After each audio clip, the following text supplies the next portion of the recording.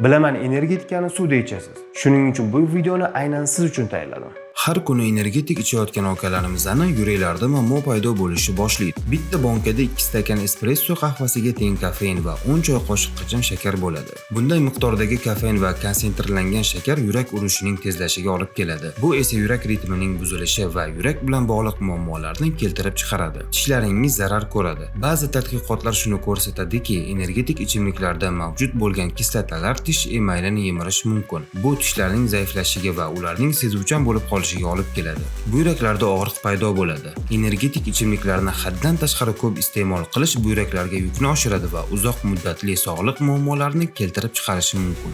Siz bu moddalarga qaram bo'lib qolish xavfiga duch kelasiz. Yuqori miqdordagi kofein o'ziga o'rgatib qo'yishi mumkin. Bu esa sizni borgan sari ko'proq bu ichimliklarni iste'mol qilishga majbur qiladi va iste'mol qilsam tetik bo'laman deb o'ylaysiz. Uyqu bilan bog'liq muammolarga duch kelasiz. Energetik ichimliklardagi kofein uyqu siklini buzadi. Bu sizni kunduzi charchoq holatiga soladi va kechasi uxlashni qiyinlashtiradi. Shuncha ma'lumotlardan keyin ham energetika ichishda davom etayotgan bo'lsangiz, unda